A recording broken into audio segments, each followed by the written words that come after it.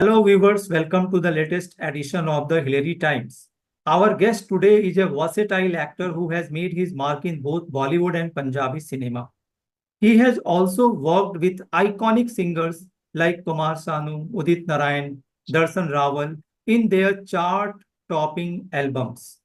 Who can forget his Punjabi film Kali Sharhad and the hit song Gile Shikwe, which crossed 1.5 million views, and the album Jeene Ko Tadpega, which surpassed 4 million views. All showcase his growing popularity. He is currently captivating audiences with his performance in the old Balaji series बंद दरवाजे के पीछे, जो बंद दरवाजा Hindi movie था उसका ये एक सीक्वल है. And his upcoming feature film Love and Ghost is set to take his career to new heights. तो हम टाइम वेस्ट नहीं करते हैं. Let's welcome Ajit Pandit ji. Hello sir, how are you?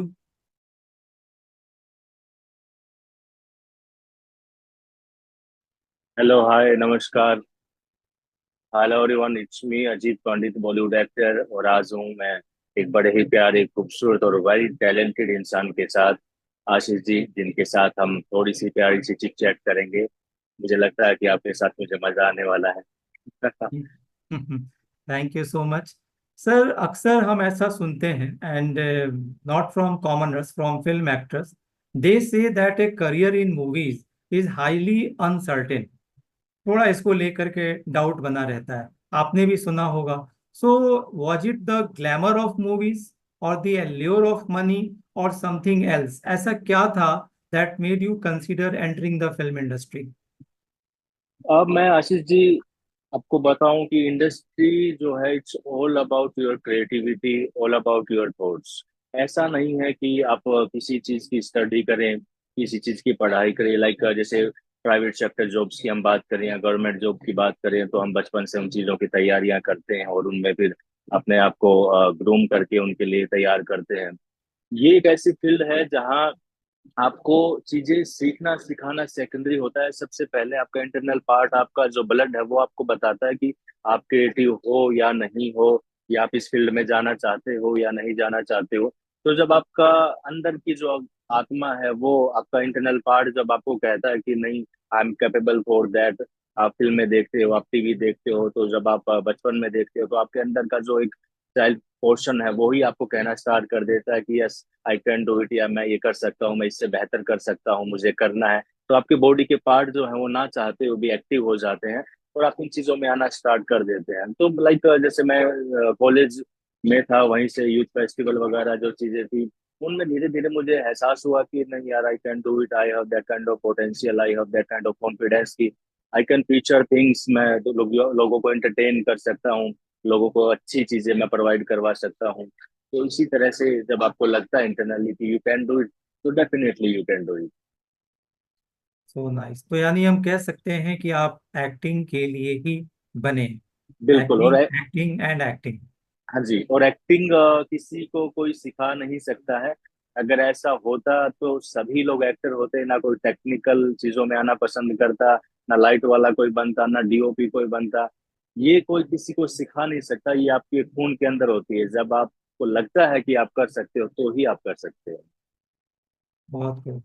Sir, आपने एक जो आपका ये हॉरर जो है शो है, जी। बंद दरवाजा हाँ के जी। पीछे, बंद दरवाजा के पीछे, जी। अक्सर हमने कई एक्टर्स को अपने इंटरव्यू में सुना है कि वो कहते हैं कि जब हम हॉरर मूवीज कर रहे होते हैं जी। तो उनको कुछ सुपर नेचुरल एक्टिविटीज का भी वो कई बार एक्सपीरियंस करते हैं. ऐसा उन्होंने जी। कई बार बताया है. तो आपसे इससे रिलेटेड दो क्वेश्चन है. हाँ पहला जी। तो ये हॉरर कुछ हट करके होता है, तो हाउ जी। Do you prepare for horror genres compare to other roles? और दूसरा, और एक फनी क्वेश्चन कह सकते हैं कि क्या आपको सेट पर कभी कोई सुपर नेचुरल चीजें एक्सपीरियंस हुई, आप बिलीव करते हैं इसमें? मैं मुझे तो नहीं हुई है, पर मैं एक इंसिडेंट आपको बताना चाहूंगा। जैसे अभी मेरी स्ट्रीम कर ही रही है बंद दरवाजे के पीछे, जो एक बहुत फेमस फिल्म हुआ करती थी, बंद दरवाजा, जिसका सीक्वल है बालाजी टेलीफिल्म्स की। एंड जो मेरी फिल्म आने वाली है लव एंड गोस्ट, जिसका हम शूट कंप्लीट कर चुके हैं, एडिट पोर्शन कंप्लीट हो गया है। तो अपकमिंग 1.5 से 2 महीने में वो आप नियर बाय आपके थिएटर में देखेंगे। तो उसमें जब आप किरदार प्ले करते हो ना, जो थोड़ा सा सुपर नेचुरल पावर का होता है, तो उसमें आपको बहुत सारी एनर्जी लगानी पड़ती है। तो वो जब आप एनर्जी लगाते हो और आप डीपली परफॉर्मेंस में जब इतना घुस जाते हो, तो आप सडनली 4 5 6 दिन के बाद देखते हो कि आपका ओरा भी उसी पैटर्न में आने लगा है। जैसे लाइक कि मैं जब 11 घोस्ट में प्ले कर रहा था एक घोस्ट का किरदार, तो जब मैं खाना खा रहा था, जब मैं सो रहा था, जब मैं उठ रहा था, तो मुझे पता चला कि आफ्टर 6 to 7 डेज मेरी बॉडी लैंग्वेज भी वैसी हो गई है। मैं लोगों से बात कर रहा हूँ तो थोड़ा सा सुपर नेचुरल पावर जैसा मेरे अंदर से ही फील हो रहा है। लोग मुझसे बात कर रहे हैं, लाइक कि मेरे सराउंडिंग के जो भी लोग हैं, तो वो ऐसा फील कर रहे हैं कि यार ये अजीत वो अजीत नहीं है, ये थोड़ा सा हटके अजीत है। तो वो मुझे और जानने की कोशिश कर रहे हैं कि आपके बात करने के तरीके बदल गए हैं, आपको देखने की आपके एक्टिविटी के तरीके बदल गए हैं। और डेफिनेटली आप ऐसी जगह पे शूट करते हो कि एक खंडर जैसा इलाका होता है ना। लेट नाइट इश्यूज ज्यादा होते हैं। तो जैसे हम बचपन से कहानियां सुनते आते हैं कि यार सुपर नेचुरल पावर्स होती हैं, गोस्ट होते हैं, तो वो कहीं ना कहीं छोटी मोटी जो चीजें होती है तो दिमाग में हमारे रोटेट होने लगती हैं कि यार वो लाइक कि जैसे कोई बिल्ली है, कैट है ना, वो रात को घूम रही है, तो दिमाग में कहीं ना कहीं वो कनेक्ट होने लग जाता है कि यार ये कहीं वही तो नहीं है जो बचपन में हमने कहानियां सुनी थी। कुछ चीजें गिर गई हैं तो हमें लगेगा कि यार वो खंडर में कोई आवाज आ रही है। कहीं हम फिल्मों में देखते थे बचपन में, माम मम्मी पापा दादी से जो कहानियां सुनते थे वही तो नहीं है। तो एक वो जो डर है वो धीरे धीरे बिल्डअप होने लग जाता है। ये तो जाहिर सी बात है। लेकिन मुझे ऐसा कोई सुपर नेचुरल पावर वैसा शायद पे दिखी नहीं कि जिसको देखकर मतलब मुझे ऐसा लगे कि यार तो ये रियलिस्टिक है। हाँ, परफॉर्म करते करते मुझे खुद के अंदर से वो जरूर होने लगा था कि मैं खुद की शेड्स को बदल रहा हूँ धीरे धीरे। लाइक मैंने वहां पे 25 30 डेज के अराउंड मेरा शेड्यूल था, तो वो जब मैं कंप्लीट करके निकला तो मुझे वापस अपने जोनरा में आने में कम से कम भी नहीं तो 10 डेज का टाइम लग गया था, क्योंकि आप इतना घुस जाते हो डिटेल में उस करेक्टर में। तो वो जो गोस्ट की एक्टिविटी है, बात करने के तरीके हैं, देखने के तरीके हैं, लोगों को स्टेयर करने के तरीके हैं, जो एनर्जी आपके अंदर बिल्डअप होती है वो किरदार निभाने में। किरदार भी बहुत अलग अलग तरीके के होते हैं। लाइक कि आप एक स्टोन लवर बॉय का कैरेक्टर प्ले कर रहे हैं तो वो एक बहुत स्मूथ रहता है। लेकिन जब आप सुपर नेचुरल पावर का किरदार प्ले करते हैं, वो रोल प्ले करते हैं, तो आपको बहुत एनर्जी कैरी करनी पड़ती है अपने साथ। तो उसको निकालने में बहुत आपको टाइम लगता है। आपकी जो आने वाली फिल्म है लव हाँ एंड जी। गोस्ट, हाँ जी। उसमें भी गोस्ट वर्ड है, हाँ वो जी। भी कहीं ना कहीं हॉरर की तरफ इंडिकेट करता है। तो ये बिल्कुल महज बिल्कुल। एक को इंसिडेंस है या कोई ये प्लान था और समथिंग एल्स? उसमें आपका क्या रोल है उसमें, और ये रोल के लिए क्या प्रिपरेशन किया या हाँ जी। मेकर्स ने कैसे आपको अप्रोच किया? प्लीज से समथिंग। ये वो कोइंसिडेंट ही बोल सकते हैं। ऐसा कुछ मैंने प्लान तो नहीं किया था कि मैं शायद मैं भूतों को बहुत पसंद आने लगा हूं, तो वो चाहते कि उनकी चीजों को वो मेरे थ्रू दिखा पाए। बेसिकली लव एंड गोस्ट जो है एक ऐसी फिल्म है जहाँ एक गोस्ट को एक लड़की से प्यार हो जाता है। तो ये अमूमन थोड़ा कम देखने को मिलता है जब एक भूत को एक लड़की से प्यार हो जाए। ऐसे कहावत है कि घोड़ा जो है घास से दोस्ती कर लेगा तो खाएगा क्या। तो वैसी वाली अगर भूत को इंसानों से प्यार होगा तो फिर इंसान डरेंगे कैसे। तो इसमें जब उस लड़की को गोस्ट को उससे प्यार होता है तो उसकी जो नेक्स्ट जर्नी है, एक भूत कैसे अपने प्यार को एक आम इंसान, एक आम लड़की से मेंटेन कर पाता है, किस तरह से वो अपने आप को प्रूव कर पाता है कि सच में उस लड़की से प्यार करता है। और लड़की को जब पता चलता है कि ये इंसान नहीं, ये तो गोस्ट है, तो उसकी जिंदगी में क्या उतार चढ़ाव आते हैं और किस तरह से एक दो डिफरेंट चीजें आपस में मिलती हैं, एक नॉर्मल इंसान और एक सुपर नेचुरल पावर, तो वो किस तरह से अपने आप को बिल्डअप करती हैं। तो इस तरह की जो सुपर नेचुरल पावर की जो एक अट्रैक्शन है एक आम इंसान के पीछे, एक लड़की के पीछे, वो कहानी जो है सुपर नेचुरल जो पावर है और एक आम एक लड़की है जो अपनी जिंदगी अच्छे से जीना चाहती है, उन दोनों की लव स्टोरी है, इसलिए इसका नाम रखा गया है लव एंड घोस्ट। जब एक घोस्ट को प्यार होता है तो कहानी में क्या ट्विस्ट आता है। और जैसे कि टाइटल से पता चल रहा है कि जो लव एंड घोस्ट है उसमें जो किरदार है वो एक बड़े ही रोमांटिक लड़के का है जो घोस्ट रहता है, बट दिखने में बड़ा खूबसूरत है। तो हमारे डायरेक्टर हैं इसमें मिश्रा जी, जो पहले भी काफी फिल्में बना चुके हैं। तो हमारी काफी टाइम से बात चल रही थी साथ में फिल्म करने की, पर ऐसा कोई कॉन्सेप्ट आया नहीं था कि जिस किरदार में मैं उनके साथ फिट बैठ पाऊँ। तो जब ये किरदार उनके पास आया था, ये फिल्म की स्क्रिप्ट उनके पास आई थी, तो उन्होंने मुझे नरेट किया और मुझे बड़े कमाल की और खूबसूरत ये कहानी लगी। कुछ यूनिक तरह की लगी कि लोग अक्सर भूतों को दिखाते हैं कि वो डराने की चीज होती है या भूतों से डरा ही जाता है। ऐसा नहीं है, भूतों को मोहब्बत भी होती है। ये हम आपको इस फिल्म के जरिए बताएंगे कि मोहब्बत, इंसान हो या भूत हो, मोहब्बत से दुनिया जीती जाती है। तो एक भूत कैसे मोहब्बत से पूरे कायनात को जीत लेता है, वो इस फिल्म में हम दिखाएंगे। बहुत खूब। अभी आप मोहब्बत की बातें कर रहे हैं, हाँ जी। और अभी थोड़ी देर पहले आपने बताया कि थोड़ा टाइम लगता है किरदार से बाहर निकलने में। हाँ जी। तो जब आप कोई रोमांटिक सीन कर रहे होते हैं, और आजकल तो ओटीटी का जमाना है, इंटीमेट सीन्स को ज्यादा दिखाए जाते हैं, जी। तो आपसे ये जानना है कि उनको करने में आप कितना कंफर्टेबल होते हैं, नहीं होते हैं। आजकल इंटीमेट सीन्स डायरेक्टर का भी चलन आ गया है। और जी। दूसरी बात, ऐसा नहीं होता जैसे कि हम आम लोग जब फिल्मों पे हीरो हीरोइंस को देखते हैं तो हमें तो इमिडिएटली उनसे प्यार हो ही जाता है। जी। आपका हो जाता है या उससे भी निकलने के लिए आपको कुछ करना पड़ता है? देखिए, एक कहावत है कि हम बहुत दिनों तक किसी एनिमल जानवर को भी पालते हैं तो उनसे भी हमारा लगाव हो जाता है। तो प्यार एक अलग चीज होती है, लगाव अट्रैक्शन एक अलग चीज होती है।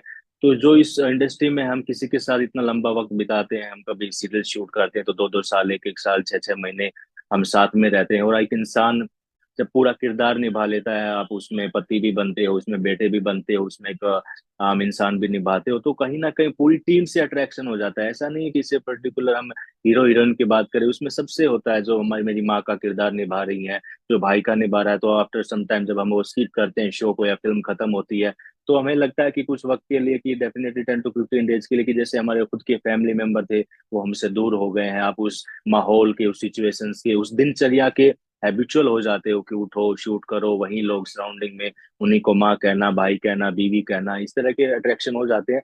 एंड अबाउट मी, तो मैं इंटीमेसी वाले नहीं करता हूँ, मुझे थोड़ा सा पसंद नहीं है। ऐसा नहीं है कि वो करना गलत है या जो लोग करते हैं गलत है।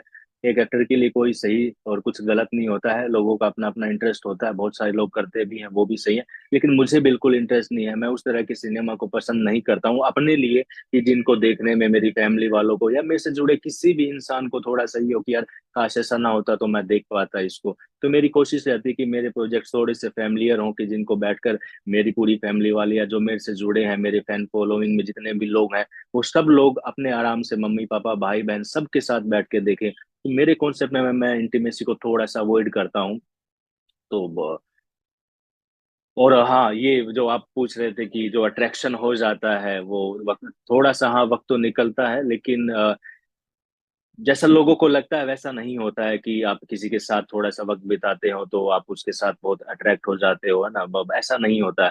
फिल्म जो है, हम जब निभाते हैं तो सिर्फ हम दो लोग नहीं रहते हैं, जैसे कि इंटीमेसी के सीन भी हुए, या हम रोमांटिक सीन्स की बात करें या कुछ ऐसे सीन्स की बात करें, तो देखने में ऐसा लगता है कि एक रूम में या एक सेट पे सिर्फ कपल्स हैं, हस्बैंड वाइफ है या गर्लफ्रेंड बॉयफ्रेंड है, वो दोनों आपस में बातें कर रहे हैं या प्यार कर रहे हैं, ऐसा नहीं होता। उसके बाहर जब हम एक्चुअल में निकल के देखते हैं तो वहां 150 से 200 लोगों की टीम खड़ी सिर्फ आपको देख रही होती है कि भाई साहब अब ये क्या करने वाले हैं। तो आपके जहन में उतना वो नहीं आता है। अब आप समझो कि 150 लोग आप ही को देख रहे हो, तो आपके अंदर कहाँ से रोमांस पैदा होगा। तो वो एक एक्टर की कला होती है कि उस माहौल में भी वो ऐसा खुद को प्रेजेंट करता है कि लगे कि उसे कोई ना देख रहा हो। इसीलिए एक्टर बाकी आम लोगों से थोड़े से अलग होते हैं, कि वो उस जगह पे भी वैसा किरदार निभा देते हैं जहां आम इंसान शादी ना निभा पाए।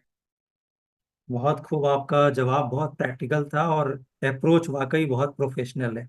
वाकई हमें बहुत अच्छा लगा। एक चीज जो आजकल आपने जहन की बात कही, आजकल कॉमनर्स के माइंड में आता है, जैसे जी। हम पुराने एक्टर्स को जब देखते हैं, हम्म। पीछे जनरेशन के, जैसे कि दिलीप कुमार जी, अनूप कुमार जी, अशोक जी। कुमार जी। जी, अमिताभ बच्चन जी, इन लोगों का जब हम बाहर का मतलब अदर देन स्क्रीन भी जब हम देखते थे, तो उनका अपीयरेंस बहुत हमें फॉर्मल लगता था। जी। और आजकल के जो एक्टर्स हैं, आप जैसे जो वेरी यंग जनरेशन को जो बिलोंग करते हैं, आप जी। लोगों का अप्रोच हमें दिखता है बहुत कैजुअल। जी। मतलब कई बार जो पुराने एक्टर्स हैं वो इसके बारे में डिस्कस भी कर रहे हैं आजकल, जैसे जी। कि हम आपको ही देख रहे हैं, बहुत हम्म। Casual presence. ऐसा नहीं है जी। कि रॉन्ग है, वाकई अच्छा लग रहा है, फैमिलियर अप्रोच भी आ रहा है। तो जी। ये क्या है, ये मतलब इस तरीके में क्या डिफरेंस है? ये जानबूझ करके होता है या बस जो है सो है?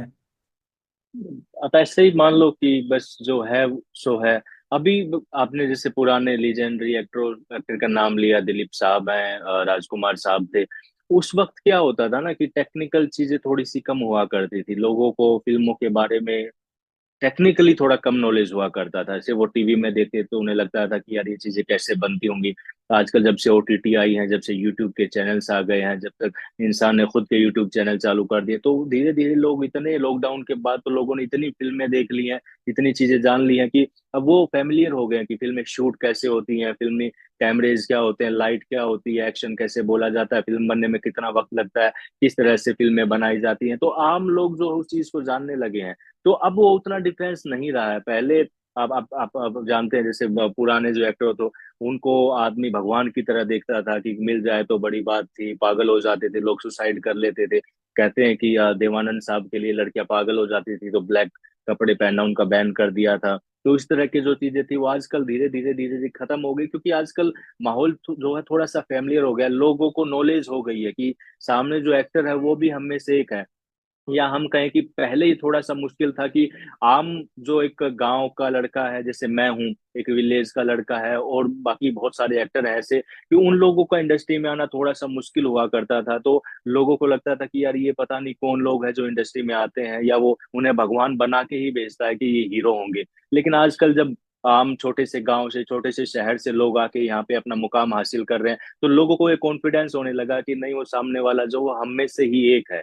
तो वो चीजें देख के फिर लगता है कि यार इनको क्या शो शाइनिंग दिखाना, जिनके साथ आप कभी बड़े हुए थे, जिनके साथ आप एक ही थाली में खाना खाया, अब उनको क्या दिखाना। तो उन इसीलिए आदमी अपने आप को कैजुअल में प्रेजेंट करता है कि इट्स ओके यार, वो भी वही है, हम भी वही है, वो अपना काम करते हैं, हम अपना काम करते हैं। सबके काम करने का तरीका अलग होता है। कि एक स्पोर्ट बॉय भी होता है टीम में, तो वो भी अपना काम कर रहा है ना, वो अपनी जिंदगी का खुद हीरो है। मैं हीरो हूं तो मैं अपना काम प्ले कर रहा हूँ। जैसे कंपनी में एक मैनेजर है, वो अपना काम कर रहा है, उसका जो नीचे वाले हैं वो अपना काम कर रहा है, एक सीईओ अपना काम कर रहा है। तो एक पोस्ट होती है सबकी, तो वो अपना काम करता है, उसमें कोई बड़ा या कोई छोटा नहीं होता। हर इंसान अपने आप में माहिर होता है। इसमें जो एक भगवान ने कला दी है वो उसमें माहिर होता है, तो उनको वो काम आता है। शायद अगर मुझसे कोई दूसरा काम करवाया जाएगा तो शायद मैं उतना मुकम्मल तरीके से नहीं कर पाऊंगा जितना मैं एक्टिंग कर पाता हूँ। तो मैं अपने काम में लोयल हूँ, ये मुझे काम दिया गया है, तो इसको मैं पाकर कोई बड़ा चीज तो नहीं बन गया हूँ। तो मैं ऐसा फील करता हूँ कि एक आम इंसान जो है वो भी वही है, हम भी वही हैं, सबके काम करने का तरीका अलग है, सबकी पोस्ट अलग है। तो सब लोग अपना काम ईमानदारी से करते हैं, तो इसमें क्या शो शाइनिंग करनी, क्या बस एक नॉर्मल लाइफ है, सबके साथ मिलके रहो, जिंदगी एक छोटी सी सफर है, सबके साथ मुस्कुरा के जीना चाहिए आपको। बहुत खूब, आपने बातें तो बहुत अच्छी कही, लेकिन फैक्ट ये है कि अब आप आम आदमी रहे नहीं। अब आप एक फैमिलियर फेस हो गए हैं, सेलिब्रिटी हाँ हो गए जी, हैं। तो कोशिश आप, रहती है। जी आप ये बताइए, अब तो आपकी खुद की फैन फॉलोइंग है, जी। लोग आपको बाई फेस देखते हैं, पहचान जाते हैं। और जो सेलिब्रिटी स्टेटस में आ जाते हैं, जी। जो इस तरीके से लोग जब उनको देखना शुरू करते हैं, तो कई बार अच्छी बातें भी बोलते हैं, और हम्म। आजकल सोशल मीडिया के दौर में बहुत सारी गलत बातें भी बोल देते हैं। जी। बिल्कुल। साइबर लॉ भी हमारे यहाँ थोड़ा कुछ वीक है, उतना प्रॉम्प्टली एक्शन प्रॉब्लम। नहीं होता। ट्रू। इस तरीके के जो लोग हैं वो कुछ ज्यादा ही आ गए हैं। तो आपके साथ ऐसा कुछ एक्सपीरियंस हुआ, और आपको लगा हो चलो यार ये तो फैन है, कोई बात नहीं, चलता है, ऐसा कुछ समथिंग? अब देखो, मैं एक चीज आपको बताऊं कि जो चीजें होती है ना, मैं एक्चुअली उन्हीं के लिए आया था। जैसे लोग वो बोलते हैं यार मेरे बहुत सारे फैंस हैं, मुझे घेर लेते हैं, मुझे बार बार परेशान करते हैं। मैं तो चाहता हूँ कि मुझे परेशान करें, उसी के लिए तो मैं आया था। जब आज वो मुझे मिल गया है, बाई गॉड मुझे वो चीजें अचीव हो रही हैं, तो आज मैं उन चीजों से भागू क्यों। एक वक्त था कि जब मैं आया था तो मैं सोचता था कि यार मेरे फैन कब होंगे, मुझे कब लोग पसंद करेंगे, मुझे कब लोग पहचानेंगे, मुझे कब लोग रोड पे रोक लेंगे, कब सेल्फीज लेंगे, कब ऑटोग्राफ लेंगे। जब आज ले रहे हैं तो मैं उनसे भागूं क्यों। उसी के लिए तो मैंने इतनी मेहनत की है ना, कि ये दिन आ जाए, और आज ये दिन आ गए तो मैं टेंटर्म क्यों दिखाऊं किसी को। तो ऐसा नहीं होता है।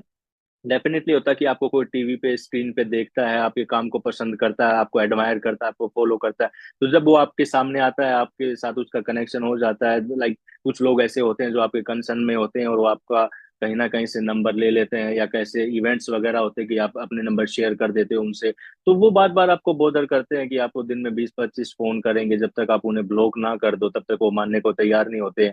उन्हें ऐसा लगता है कि हम फ्री हैं तो सामने वाला भी फ्री होगा, या हम एक बार दो बार मिल लिए हैं अब जैसे मेरा नेचर है तो शायद सभी का ऐसा होगा कि हम लोग प्यार से बात करते हैं, मैं लोगों को प्यार से बात करता हूँ, तो उनको ऐसा लगता है कि वो हमेशा ऐसा बात करेंगे। ऐसा नहीं होता ना, शेड्यूल की एक चीज होती है, आदमी हैक्टिक रहता है, फिल्मों के रिस्पॉन्स कैसा आ रहा है, प्रमोशन एक्टिविटी आ रही है, तो ये चीज ऑडियंस को या जो फैन फॉलोइंग में लोग उनको समझनी चाहिए कि अगर आपसे वो प्यार से बात कर रहे हैं तो आप उन्हें उतना ही स्पेस दें, गैप दें, रिस्पेक्ट दें। आप बार बार 20-20, 25-25 फोन करोगे तो आदमी कहीं ना कहीं बोदर होने लगेगा ना। या आप बाहर कहीं, मैं उनसे मुलाकात कर रहा हूँ तो सेल्फी ले ली, ठीक है, खुश रहो, हम मैं भी चाहता हूँ कि ऐसे मेरी फैन फॉलोइंग बढ़े, क्योंकि वो है तो मैं हूँ, वो नहीं होंगे तो फिर मुझे इस लाइन में आके कोई मतलब भी नहीं है।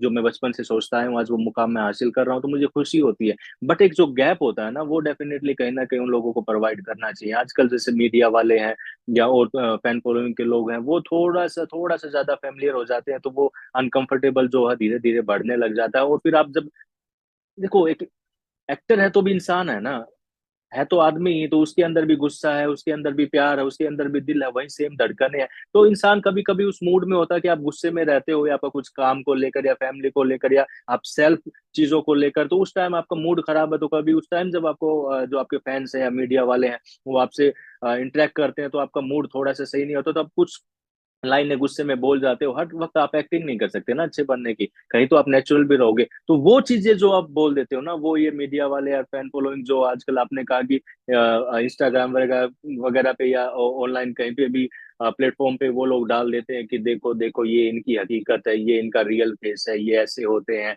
ऐसा नहीं होता है भाई। जैसे आप भी अपने घर पे कभी माँ पे, कभी बीवी पे, कभी भाई बहन पे गुस्सा करते हैं, तो एक एक्टर भी इंसान होता है, उसे भी दुख होता है, उसे भी दर्द होता है, उसे भी गुस्सा आता है। तो आप ये थोड़ा सा समझने की कोशिश करो। अगर आपको कोई प्यार दे रहा है, कोई रिस्पेक्ट दे रहा है, तो आप उसे थोड़ा सा गैप दो, उसके मूड को भी समझने की कोशिश करो। बहुत खूब।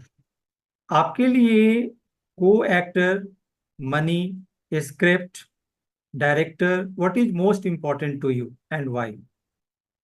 देखिए, मोस्ट इम्पोर्टेंट तो सारी चीजें हैं, क्योंकि एक चीज भी डाउन है तो वो कहीं ना कहीं आपके ग्राफ को नीचे खींच लेती है। जैसे कहते हैं ना कि एक मछली पूरे तालाब को गंदा कर देती है। तो ये जो है ये बेसिकली पिलर है।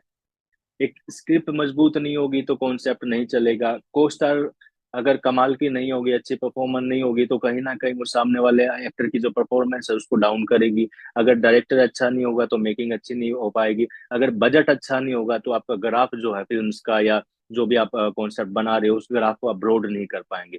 तो इम्पोर्टेंट कहीं ना कहीं सारी चीजें हैं अपनी अपनी जगह पे। लेकिन पर्सनली जो मैं मानता हूँ सबसे ज्यादा जरूरी जो है वो स्क्रिप्ट को मैं मानता हूँ कि जब से पहले जब बुनियाद ही स्ट्रोंग नहीं है तो आप उसको कितनी भी कोशिश करके निखारने की कोशिश करें तो वो नहीं हो पाएगा। तो कहीं ना कहीं सब चीजों में जो सबसे ज्यादा मुझे लगता है कि एक कहानी, एक कॉन्सेप्ट, एक स्क्रिप्ट जो है वो मजबूत होना चाहिए। बाकी ये पिलर है। एक घर जब हम बनाते हैं तो उसमें जो पिलर होते हैं उसी तरह ये सब पिलर है। तो जितने मजबूत ये पिलर होंगे उतना ही मजबूत आपका मकाम बनेगा, उतना ही मजबूत आपका प्रोजेक्ट बनेगा। हम आम तौर पर स्क्रिप्ट के नाम पर बहुत सारे प्रोमिनेंट एक्टर्स को हम्म, गालियां देते हुए या लॉट ऑफ ऑब्जेक्शनल सीन्स करते हुए देखते हैं, और जी उनका आंसर यही होता है कि जी ये स्क्रिप्ट की डिमांड है। हम्म। आपने अभी कहा script is more important. More important नहीं तो इक्वली इम्पोर्टेंट, ठीक है आपकी बात। तो आपके फैंस, अजीत पंडित जी के फैंस, आपको जी, कब गालियां देते हुए स्क्रीन पर या इस तरीके के सीन्स करते हुए देखेंगे, या कभी नहीं देखेंगे? मेरी जितनी कोशिश है, देखो फ्यूचर तो कोई किसी को बता नहीं सकता है। मुझे भी कभी पता नहीं था कि मैं इस मुकाम पर आकर आपसे बातें करूंगा। देखो ये पॉसिबल हो पाया है मेरे लिए। तो इन फ्यूचर तो पता नहीं क्या होगा, लेकिन जितनी मेरी कोशिश रहेगी मैं खासकर ऐसे कॉन्सेप्ट चुनने की कोशिश करूंगा कि आम लोगों को पसंद आए, इंटरटेनमेंट उनका हो। मैं खुद को, मुझे वो देखे तो प्राउड फील करे कि ये सब मजीद को पसंद करते हैं, तो उनके कमाल के कॉन्सेप्ट होते हैं। कई बार क्या होता है ना कि डायरेक्टर जो है आपको कन्वेंस भी कर लेते हैं ऐसी चीजें करने के लिए। शायद आपका मूड वैसा होता है जो आपको कभी नहीं करना चाहिए, या कई बार ऐसी चीजें होती है कि आप वो नहीं चाहते हो करना, लेकिन वो करके भी आप सक्सेस हो जाते हो। लाइक जैसे मिर्जापुर है, गैंग्स ऑफ वसईपुर थी, बहुत सारी ऐसी फिल्में हैं जो शायद अगर मुझे अप्रोच हुई होती तो मैं एक बार कोशिश करता उन्हें मना करने की, यार ये मैं नहीं कर पाऊंगा, लेकिन देखो ऑडियंस ने उसी को कितना अच्छा बना दिया, सुपरहिट बना दिया। तो आदमी उस चीज को लेकर थोड़ा फ्रस्ट्रेट भी हो जाता है कि अगर मैं अच्छी चीजें कर रहा हूँ तो ऑडियंस को पसंद नहीं आ रही है, लेकिन ऑडियंस को पसंद तो वही आ रही है, ग्लैमर की दुनिया, इंटीमेसी, गाली गलौज, कट्टा वट्टा। तो आदमी कॉन्सेप्ट बनाता है ऑडियंस के रिव्यू के ऊपर। तो अगर ऑडियंस चाहती है कि ऐसी चीजें ना बने तो मैं उनसे रिक्वेस्ट करता हूँ कि आप अच्छी चीजों को, अच्छी फिल्मों को मोटिवेट करें। अभी एक फिल्म आई थी तुम्बाड़, उसको अभी री रिलीज कर रहे हैं। उसको पहले जब तुम्बाड़ आई थी तो उसकी कोई वैल्यू ही नहीं की गई थी, जबकि इतने कमाल की फिल्म है। अब दोबारा से उसको री रिलीज किया गया तो उसको इतना अच्छा रिस्पॉन्स मिल रहा है। ये फिल्म आई थी सनम तेरी कसम, अभी उसका पार्ट 2 बन रहा है। तो जब सनम तेरी कसम आई थी तो उसको फ्लॉप कर दिया गया था लोगों ने, जबकि इतने कमाल की फिल्म थी वो। अभी उसका पार्ट 2 बन रहा है तो उसको दोबारा लोग कह रहे हैं कि वो तो इतनी अच्छी फिल्म थी, इतनी अच्छी फिल्म थी। तो वो ऑडियंस पे डिपेंड करता है। अभी मैं अच्छी चीजें देता जाऊंगा और ऑडियंस को पसंद नहीं आएगी, वो रिजेक्ट करती जाएगी, मुझे रिस्पॉन्स नहीं मिलेगा, तो मैं क्या करूंगा लास्ट में? फिर मुझे भी वही उसी ग्राफ में आना पड़ेगा कि अच्छा ये पसंद है आपको भाई साहब, तो लो मैं इस तरह के एक्ट करना चालू कर देता हूँ। तो ये तो ऑडियंस पे डिपेंड करती है कि वो कब तक मुझे इसी जोनरा में पसंद करती है। अगर वो मैं हमेशा मुझे इसी जोनरा में पसंद करेगी तो मेरी कोशिश रहेगी कि मैं उन्हें बहुत सारी अच्छी चीजें देता रहूं। तो नाइस। तो आप तो ऑडियंस को एंटरटेन कर ही रहे हैं, जी। मगर ये जानना चाहते हैं कि how do you entertain yourself. आप अपने फ्री टाइम में, लीजर टाइम में अपने आप को कैसे एंटरटेन करते हैं? आपके जो ऐसे कौन से एक्टर्स हैं या एक्ट्रेसेस हैं जिनको आप एडमायर करते हैं, उनके साथ काम भी करना चाहते हैं? जी, मतलब बहुत सारे ऐसे एक्टर हैं जिन्हें मैं एडमायर करता हूँ, लेकिन जैसे कि शाहरुख खान साहब हैं। मैं बचपन से मुझे लगता है 80% की जो जनरेशन एक्टरों की वो उन्हीं को बचपन से पसंद करती है, उन्हीं को देखकर कहीं ना कहीं आती है। तो मुझे उनका जो है वो अच्छा लगता है। और फ्री टाइम में मैं अपने आप को मैं थोड़ा सा धार्मिक लड़का हूँ, आपको बता दूं, मैं पूजा पाठ वाला लड़का हूँ। जैसे कि नाम से ही अजीत पंडित मेरा नाम है, मैं ब्राह्मण हूँ। तो मैं थोड़ा सा पूजा पाठ में ज्यादा रहता हूँ। और मुझे लगता है कि इन चीजों में रहना भी चाहिए। कहीं ना कहीं इन चीजों में आप जब रहते तो आपके अंदर एक डर रहता है, और जब इंसान के अंदर डर रहता है तो वो इंसान अपने कायदों में रहता है, अपने आप को कहीं ना कहीं वो लिमिटेड पोर्शन में रख पाता है। जब आपके अंदर से डर निकल जाता है तो आप बहुत ब्लंट हो जाते हो, आप बहुत खुल जाते हो। तो कहीं ना कहीं वो डर जो है आपके अंदर जरूरी है। तो उसी के लिए मैं पूजा पाठ करता हूँ, मैं अपने आप को रियाज करता हूँ, प्रैक्टिस करता हूँ। और खाली टाइम में मेरा कहानियों पढ़ने का थोड़ा सा शौक है कि मुझे अच्छे अच्छे जो है उपन्यास हैं वो मैं पढ़ता हूँ। जैसे मंटो की कुछ कहानियां हैं वो मुझे पसंद है, तो उस तरह की कहानियां मैं पढ़ता हूँ जिनसे आपको लाइफ में कुछ सीखने को भी मिलता है। एज एन एक्टर भी आपको काफी चीजें सीखने को मिलता है, और कहीं ना कहीं उनसे आपको दुनियादारी की चीजें भी सीखने को मिलती हैं। तो मोस्टली मैं ज्यादा टाइम में कहानियां पढ़ना पसंद करता हूँ। तो अभी तक आपने बॉलीवुड में काम किया, पंजाबी फिल्मों में काम किया, एल्बम में जी। काम किया, तो इस कड़ी में बहुत सारे डायरेक्टर्स से आप मिले होंगे। तो जी। ऐसे कौन से डायरेक्टर्स हैं जो आपके क्लोज टू हार्ट हैं, आपको लगा कि इनके साथ फिर काम करना चाहिए?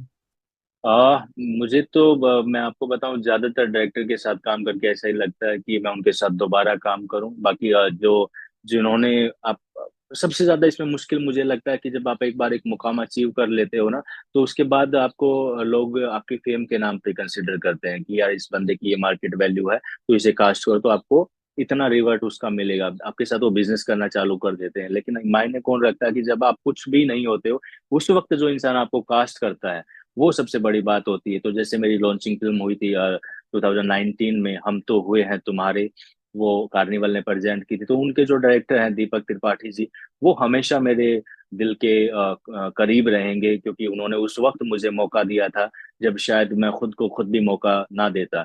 तो वो बड़ा मुश्किल होता है उस वक्त जब आप एकदम कोरे कागज होते हो, तो आपको आप पे कोई भरोसा करता है कि नहीं ये लड़के में वो पोटेंशियल है, ये वो कर देगा जो मुझे चाहिए। तो उन्होंने मुझे मौका दिया, तो डेफिनेटली वो मेरे सबसे ज्यादा दिल के करीब रहेंगे। बाकी मेरे सभी पसंदीदा डायरेक्टर हैं जिनके साथ भी मैंने काम किया है। और ऐसा नहीं है कि उनके साथ मैंने दो दो तीन तीन बार काम किया भी है। एक हमारे महावीर जी हैं, प्रोड्यूसर डायरेक्टर, जिनके साथ मैंने एमएक्स प्लेयर की एक वेब सीरीज की थी क्यून ऑफ सज्जनगढ़। उसके बाद उन्होंने मुझे रिपीट किया था, तो उनके साथ मैंने एक बड़ी कमाल की फिल्म बनाई है टेप रिकॉर्डर, जो आने वाली है, जिसके गाने यूट्यूब पे भी हैं। तो वो बहुत इंटेंस लव स्टोरी है। अभी हम एक तीसरा प्रोजेक्ट भी साथ में करने वाले हैं। तो वो भी मुझे पसंद करते हैं, मैं भी उन्हें पसंद करता हूँ, तो मैं हर किसी के साथ करना चाहता हूँ। लेकिन वो इंसान आपके दिल और दिमाग में हमेशा रहता है जो पहली बार आपको कहीं ना कहीं मौका देता है, आपको वो चीजें दिखाता है, वो अपने सपने पूरे करने के लिए आपको आगे बढ़ाता है। बहुत खूब। आपसे आपने म्यूजिक एल्बम में भी काम किया। जी। लीजेंड जो सिंगर्स हैं, उदित नारायण जी, कुमार सानू जी, इन लोगों के साथ काम करने का एक्सपीरियंस कैसा रहा? और आपका खुद भी इंटरेस्ट है सिंगिंग में? नहीं, मैं बहुत बेकार सिंगर हूँ, मैं कहूँगा बाथरूम सिंगर भी नहीं हूँ। लेकिन ये अच्छी किस्मत थी मेरी, भगवान की दया है कि मेरी जो मैंने बताया पहली फिल्म थी, लॉन्चिंग फिल्म, उसी में मेरा टाइटल ट्रैक जो है कुमार शानू जी ने गाया था, हम तो हुए हैं तुम्हारे का। और उदित नारायण उनमें थे, पामीला जैन थी, जावेद अली थे, विनोद राठौड़ थे, तो उसमें 4-5 गाने थे, तो सब लीजेंडरी सिंगरों ने गाया था। मैं रिकॉर्डिंग पे उनसे मुलाकात भी करने गया था। ये सच है, जैसा कि लोग कहते हैं कि जो जितना बड़ा हो जाता है उतना हम्बल होने लग जाता है, तो वो बड़े ही प्यारे और सुलझे हुए इंसान थे। उन्होंने मुझे देखा तो बड़े प्यार से मुझे ट्रीट किया, मुझे बहुत सारी अच्छी चीजें बताई भी, सिखाई भी, कि जब आप थोड़ा सा फेम पा लेते हो तो आपके पैर जो हटक भगाने लगते हैं, आप अपने आप को आउट ऑफ कंट्रोल पाने लगते हैं।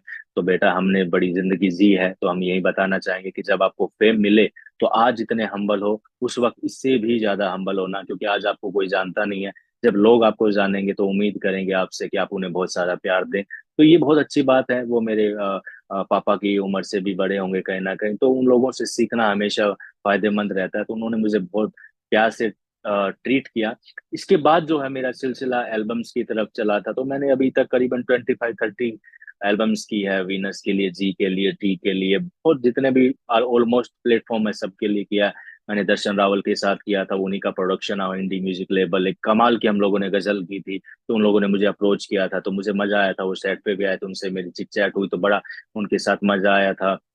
तो इस तरह से अभी लास्ट जैसा कि जीने को तड़पेगा मेरा गाना पनोरमा से आया था, 4 मिलियन क्रॉस किया था उसने। तो उसके जो सिंगर हैं कृष्णा ब्यूरे जी, बड़े कमाल के सिंगर हैं। उनका जो बहुत फेमस गाना हुआ था वो मौला मेरी जान, चक दे इंडिया का जो गाना था शाहरुख खान का। तो जिन्होंने इतने लेजेंडरी एक्टरों को बनाया है, शाहरुख खान साहब के लिए गाया है, सलमान खान के लिए गाया, आपके लिए वो लोग गाते हैं, और वो चीजें जब हिट होती हैं, लोगों को पसंद आती हैं और वो मिलियंस में क्रॉस करती हैं, तो कहीं ना कहीं आपको बहुत खुशी होती है कि उन लोगों का साथ भी मेरे लिए पॉजिटिव रिस्पॉन्स में आ रहा है, कि जिन लोगों को मैं बचपन से देखते हुए आ रहा हूँ। बहुत खूब। समय की कमी के कारण मैं आपसे एक आखिरी क्वेश्चन पूछना चाहूंगा। हाँ जी। आपके जो फैंस हैं, हाँ जी। स्पेशली जो आपके फीमेल फैंस हैं, उनके लिए आप क्या मैसेज देना चाहेंगे?